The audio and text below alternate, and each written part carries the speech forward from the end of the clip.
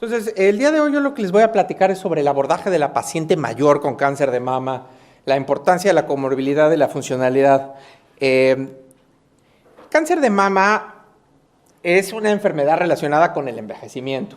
Estas son estadísticas de los Estados Unidos y como ustedes pueden ver, y esto es similar en todo el mundo, más o menos la mitad de las pacientes en los Estados Unidos con cáncer de mama tienen 65 años o más. Y eso pueden decir, bueno, pues no es la mayoría, es la mitad.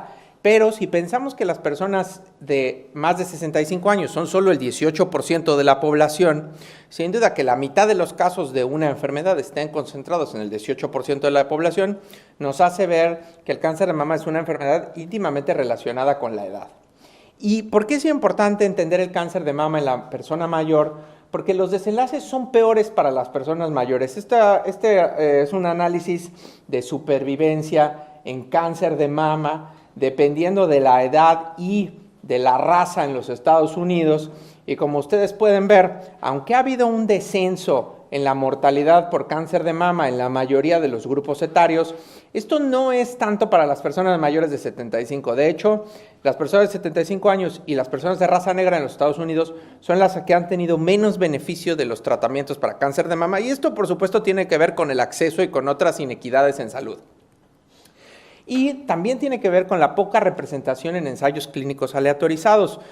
Como vimos antes, las mujeres mayores de 70 años pues representan casi la mitad de los casos de cáncer. Sin embargo, si vemos en los ensayos clínicos, representan solo el 17% de las personas incluidas en los ensayos clínicos. Entonces hay una gran diferencia entre el número de personas que tienen cáncer de mama y que son mayores en la vida real y el número de personas con cáncer de mama que son mayores en los ensayos clínicos aleatorizados.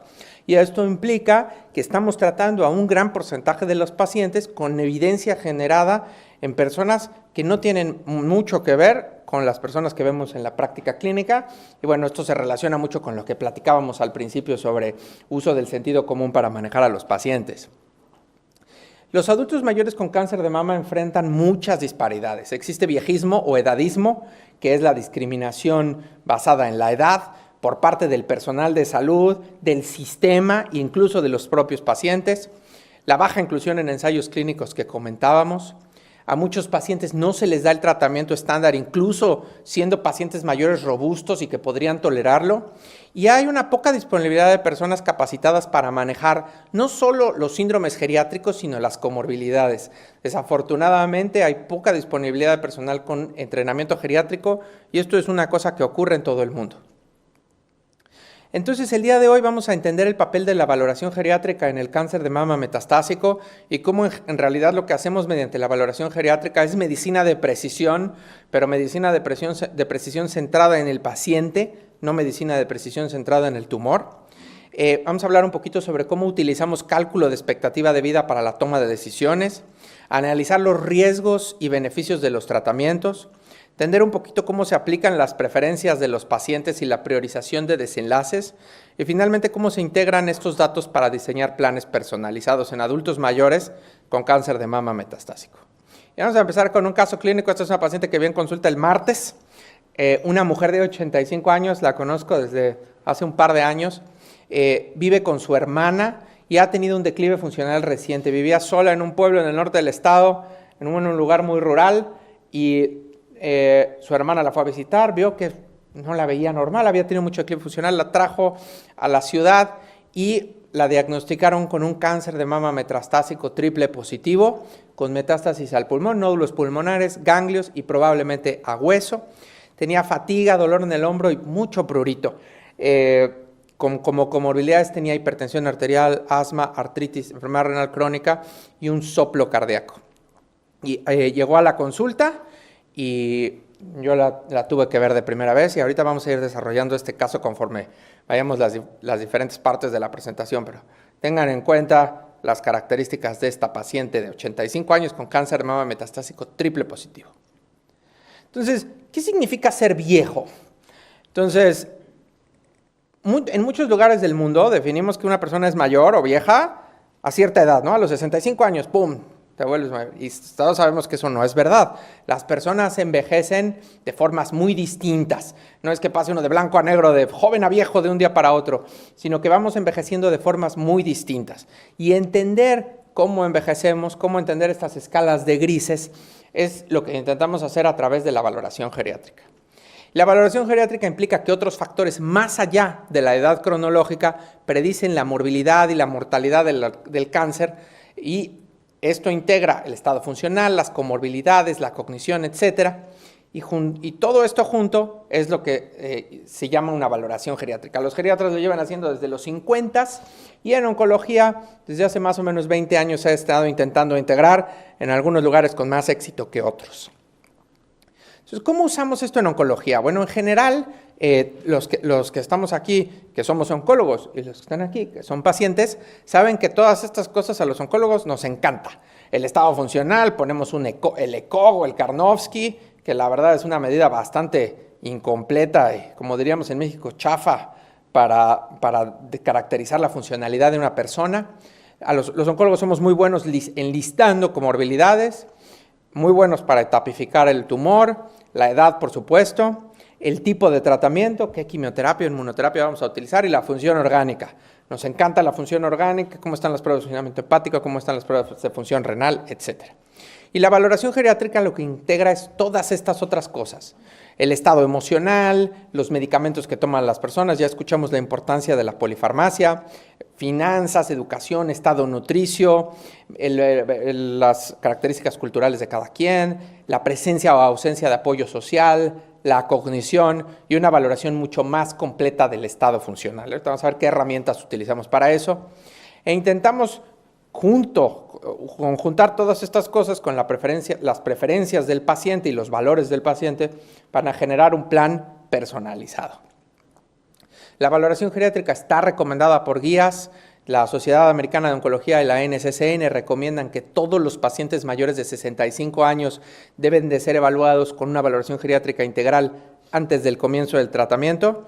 Y bueno, algunas personas de hecho están diciendo que todas estas cosas se deberían de hacer independientemente de la edad de las personas, porque mucha gente con cáncer metastásico tiene déficits o problemas en todas estas cosas que les comenté antes, independientemente de la edad. ¿Qué recomiendan las guías que hagamos? Las guías recomiendan que valoremos el estado funcional, las comorbilidades, depresión, cognición, la presencia de caídas y el estado nutricional mediante estas herramientas. Y si ustedes escanean ese código QR, van ustedes a poder acceder a una herramienta que se llama la valoración o el Practical Geriatric Assessment, que es una valoración generada por el panel de ASCO para incluir todas estas recomendaciones, y es una valoración geriátrica autoaplicada. Ahora, ¿cómo fue esto en nuestra paciente? Bueno, esta paciente era dependiente en múltiples actividades instrumentadas de la vida diaria. Esas son las actividades que nos ayudan a existir en la comunidad. Necesitaba ayuda para cocinar, necesitaba ayuda para limpiar su casa, no podía tomar el transporte sola, y además su hermana la ayudaba para bañarse, para ducharse más bien, perdón. Su movilidad estaba muy limitada, utilizaba una andadera y se tenía que apoyar en muebles para caminar en su casa. No podía levantarse sola de la cama o hacer traslado de la cama a estar parada, lo cual le daba un alto riesgo de caídas. Y este declive había ocurrido sobre todo en el último año. En cuanto a la cognición del estado psicológico, no fue positivo para depresión o ansiedad, y su valoración cognitiva inicial fue normal. No había tenido pérdida de peso y su ingesta estaba conservada, pero entonces mucho deterioro funcional y dependencia en actividades de la vida diaria. Entonces, regresando a por qué realizar una evaluación geriátrica, pues nos ayuda a identificar problemas que no se detectan en la consulta oncológica habitual. Es excepcional, la verdad, no sé cuántos de ustedes sean pacientes, si su oncólogo les ha preguntado alguna vez si se han caído. Entonces, es raro que hagamos eso, pero las personas con cáncer, por los tratamientos que damos, que generan neuropatía, etcétera, tienen un riesgo mucho mayor de caerse, ¿no? Y raramente lo preguntamos, porque uno no sabe lo que no sabe, ¿no? Entonces no puede uno preguntar cosas que no sabe uno que debe de preguntar. ¿A qué más nos ayuda la valoración geriátrica? Bueno, nos ayuda a identificar riesgos competitivos y a calcular la expectativa de vida. Esto es muy importante porque debemos contrastar el potencial beneficio de los tratamientos contra la expectativa de vida de las personas por causas diferentes al cáncer. Conforme vamos envejeciendo, es más probable que haya otras patologías que compitan con el cáncer, ¿no? Y por eso hay muchas personas, incluso con enfermedad metastásica, que mueren con cáncer y no necesariamente de cáncer, ¿no? La valoración geriátrica nos permite predecir la mortalidad global. Si ustedes escanean ese código QR, les voy a llevar a una página que se llama iPrognosis, que tiene varias herramientas para la predicción de mortalidad que utilizan características sociodemográficas, estilo de vida, variables de laboratorio, para predecir el riesgo de mortalidad por todas las causas en periodos y escenarios predeterminados. ¿Qué herramientas hay? Pues en esta tabla o en esta figura les muestro algunas de las herramientas que nos permiten predecir la supervivencia en tiempos o en periodos de tiempo que van desde la supervivencia en semanas hasta la supervivencia a 5, 9 o 14 años. Por ejemplo, esta escala de Schomburg permite predecir la probabilidad de muerte por cualquier causa a 5, 9 y 14 años. Y de hecho es la que recomiendan las guías de oncogeriatría que usemos para estimar riesgos competitivos. Vamos a ver en la paciente que vi yo esta semana, estos son las variables que utiliza la escala, la edad, el sexo, el índice de masa corporal, la percepción o la autopercepción de salud de las personas, la presencia de algunas comorbilidades como enfermedad cardiovascular, enfermedad pulmonar o un cáncer previo, porque queremos ver la expectativa de vida independiente del cáncer. Entonces no contamos el cáncer actual, sino si había alguno previo. Esta paciente, por ejemplo, tenía diabetes, había fumado en su juventud, dificultad para caminar una cuadra. Estas últimas son variables de la valoración geriátrica. Tenía dificultad para caminar una cuadra, no había sido hospitalizada, pero tenía limitaciones en las actividades instrumentadas de la vida diaria, limitación para ducharse sola y le costaba trabajo mover objetos en su casa como muebles o mesas, sillas, etc. Entonces, tomando en cuenta todo esto, incluso sin el diagnóstico de cáncer metastásico, la expectativa de vida de esta paciente era de 3 años con un 70% de riesgo de mortalidad a 5 años, ¿no? Entonces, ¿por qué es importante entender esto? Porque en muchas personas que tienen expectativa de vida muy limitada por otras cosas, el uso de medicamentos que van dando beneficios aditivos no es tan significativo, ¿no? Y, por ejemplo, en tratamientos adyuvantes, en cáncer de mama temprano, esto es muy claro. Si alguien tiene una expectativa de vida muy cortita, de 3, 4, 5 años, y nosotros damos tratamientos que mejoran la probabilidad de cura un 2% a 10 años, pues esa persona no va a alcanzar a vivir hasta ese momento como para beneficiarse de los tratamientos. Entonces, siempre es muy importante entender estas cosas para no ofrecer tratamientos que no van a beneficiar a la persona a lo largo de su vida. Entonces, ¿qué hemos visto hasta ahora? Pues que podemos identificar problemas que no identificamos normalmente, podemos identificar los riesgos competitivos, pero además podemos utilizar las características de las personas para predecir el riesgo de toxicidades asociadas al tratamiento. Todos conocemos personas mayores, incluso personas jóvenes, a las que les damos un tratamiento, les va de maravilla. Una persona con las mismas características, misma edad, etc., les damos el mismo tratamiento, les va como en feria, ¿no? Entonces, ¿cuál es la relación riesgo-beneficio? ¿Cómo lo vamos a determinar? Es bien sabido que las personas mayores tienen mayor riesgo de toxicidad. Hay miles de estudios que lo confirman. Y me gustaría, si alguien me podría decir, ¿cuánto creen ustedes que es el riesgo de toxicidades grado 3 a 5? O sea, las toxicidades que limitan las actividades diarias o matan a la gente en ensayos clínicos de cáncer en personas mayores. Alguien que me quiere decir, ¿cuál es el riesgo de una persona de más de 65 años en un ensayo clínico de tener toxicidades graves? No se sabe. En promedio, en general, en los ensayos clínicos, ¿cuál es el riesgo? 50%. O sea, es un volado que a una persona más de 65 que le den un tratamiento con quimioterapia va a tener una toxicidad grave, ¿no? Entonces, esto evidentemente es muy alto, ¿no? E incluso las terapias bien toleradas causan deterioro. Este es un análisis de la FDA del uso de inhibidores de CDK4/6 en pacientes mayores de 75 y menores de 75 con cáncer de mama metastásico. Y estas son ciertas actividades como deterioro de la movilidad, deterioro del autocuidado o deterioro de las actividades diarias. Y como ustedes pueden ver, la probabilidad de un deterioro, por ejemplo, en las actividades diarias en personas de 95 años, después de un año de utilizar los medicamentos CDK4/6, es significativamente mayor que en personas más jóvenes, ¿no? Entonces, incluso estos tratamientos que a veces dicen, es una pastilla nada más, es bien tolerado, no es quimioterapia, pueden llevar a deterioro en desenlaces esenciales, como la capacidad de poder hacer las cosas que nos gusta hacer en el día a día, ¿no? Entonces, ¿puede la valoración geriátrica predecir la toxicidad? Y este estudio lo hizo la doctora Urría, que es una de las fundadoras de la oncología geriátrica, fue mi mentora, yo trabajé con ella en Los Ángeles y desafortunadamente murió en un accidente automovilístico en el 2018, pero esta es quizá su aportación más importante de investigación. Este es un estudio de 500 pacientes de 65 años o más, el 20% tenían cáncer de mama, todas iban a iniciar quimioterapia, y antes de iniciar la quimioterapia se les hizo una valoración geriátrica y luego se valoró la toxicidad de forma muy minuciosa en cada visita médica. Y la idea era ver si había cosas más allá que lo que usamos normalmente para predecir la toxicidad, más allá del ECOG, el Karnofsky, etc. Y lo que se creó fue un modelo que mezclaba variables sociodemográficas, características del tumor y el tratamiento, valores de laboratorio y características de la valoración geriátrica para intentar ver cuál de estas cosas predecía el riesgo de toxicidad en gente mayor. Y lo que se obtuvo fue 12 variables que podemos utilizar para predecir la toxicidad.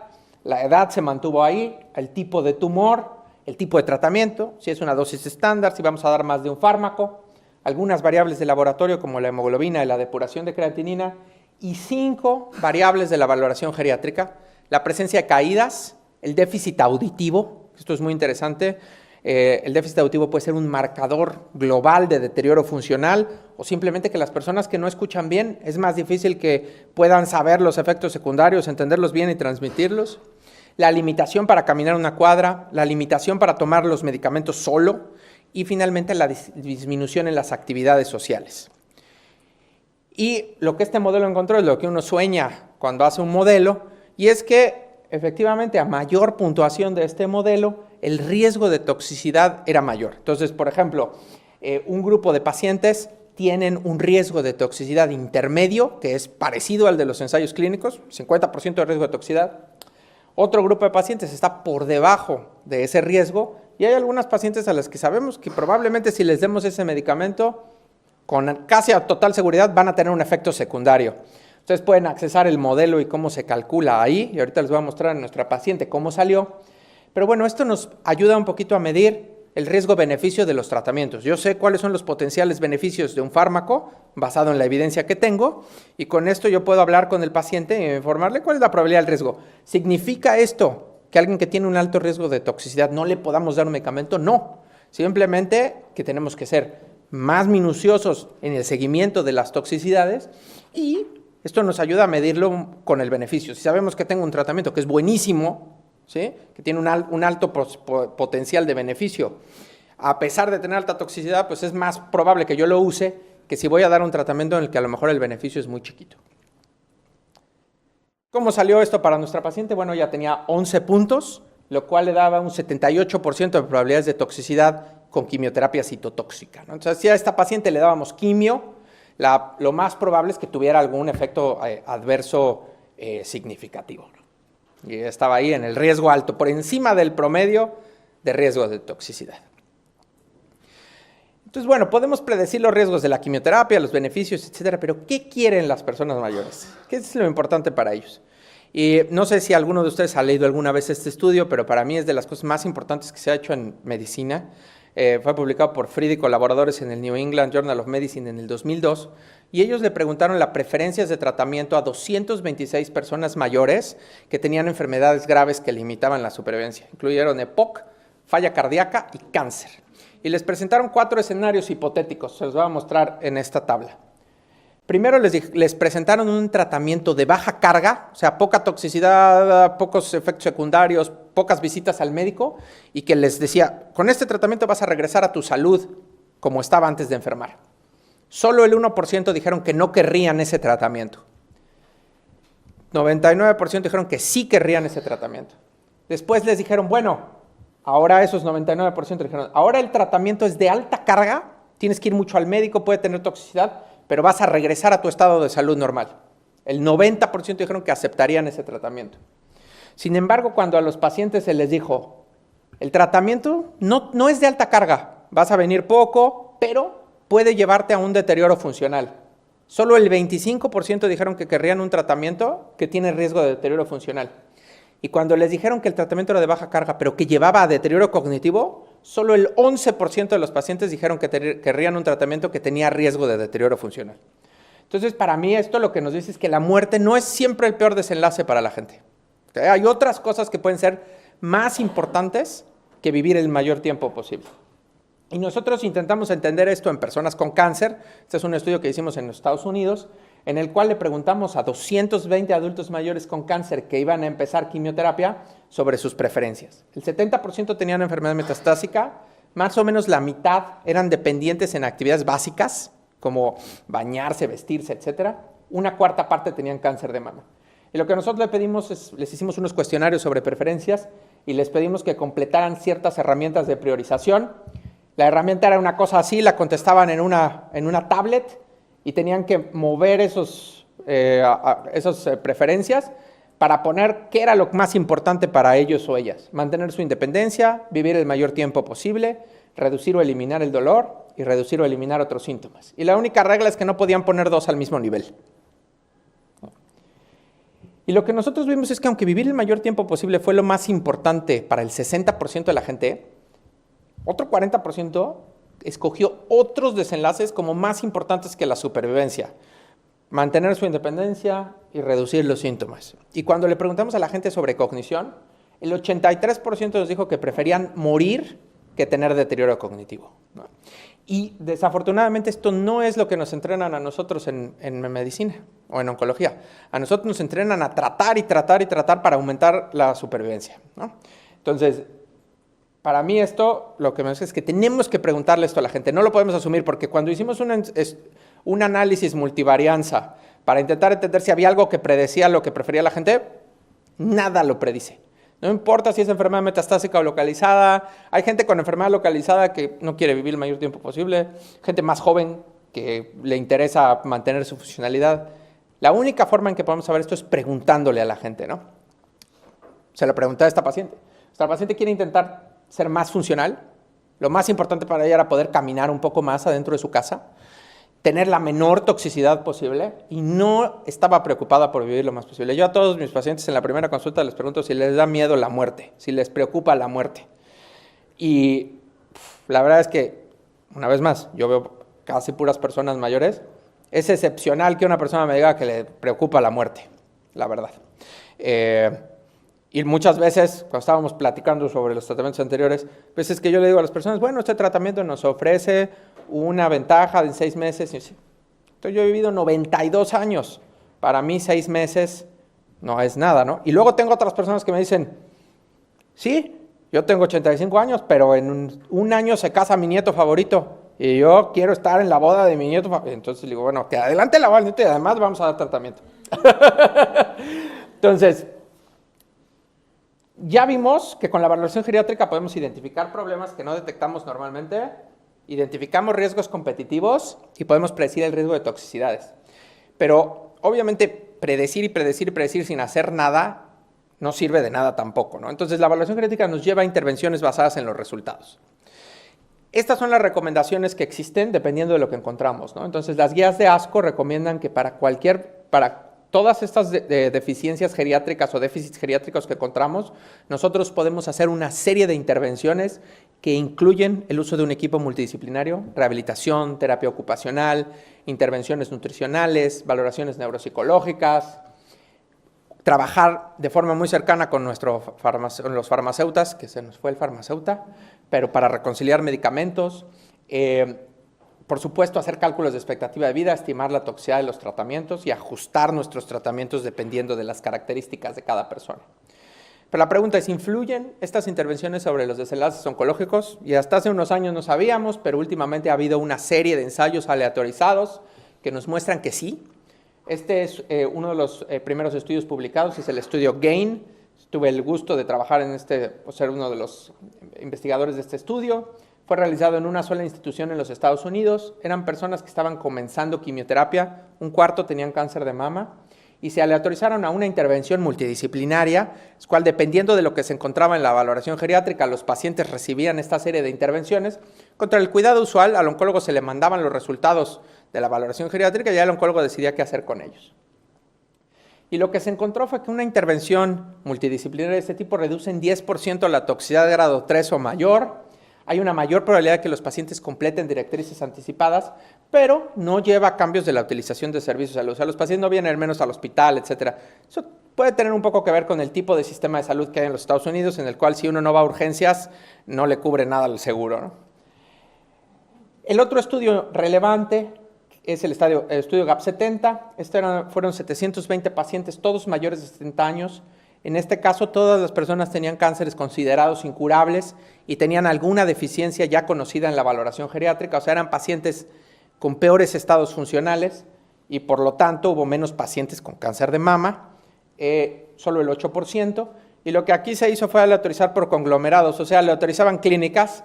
En una clínica les hacían la valoración geriátrica y mandaban recomendaciones, y en otra clínica les hacían la valoración geriátrica pero no le avisaban a nadie que la habían hecho. Y lo que ellos encontraron fue que la intervención o la valoración geriátrica con intervenciones redujo más o menos en un 20% la toxicidad grave, ¿no? Sobre todo reduciendo toxicidades no hematológicas, o sea, toxicidades clínicas.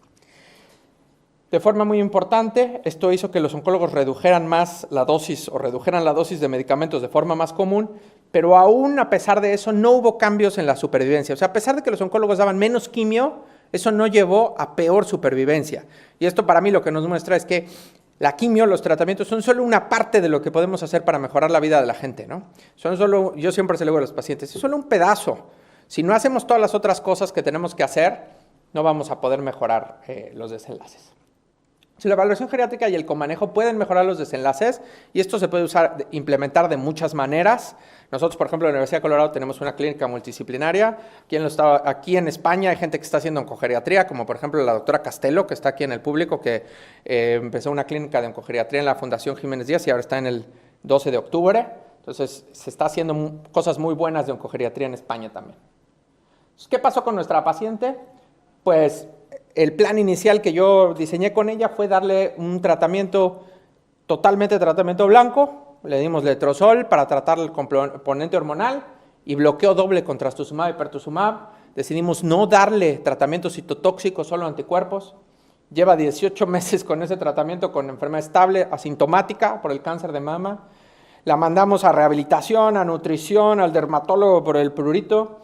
Ha tenido bastante recuperación funcional, ya es independiente de sus actividades básicas en la casa y puede hacer algunas actividades instrumentadas, deambula con su andador mucho mejor, se siente bien y tiene una alta satisfacción con su calidad de vida. Entonces, en esta paciente utilizamos un tratamiento adaptado, que no es estándar, ¿no? No le dimos quimioterapia como hubiéramos dado, no le dimos trastuzumab deruxtecan, pero hicimos un tratamiento que se adaptaba a sus prioridades y que hasta ahora ha dado un buen resultado con mínima, o diría yo, nula toxicidad para esta paciente. O sea, en resumen, para los pacientes que tienen comorbilidades, que son mayores, son complejas, la realización de una valoración geriátrica integral nos ayuda a identificar síndromes geriátricos e intervenciones potenciales. Después debemos calcular cuáles son los beneficios del tratamiento que voy a dar, si estos beneficios varían de acuerdo a la edad, si mi paciente va a vivir lo suficiente como para recibir esos beneficios y si el desenlace o lo que estudió, para lo que se estudió ese medicamento es relevante para la persona que tengo enfrente.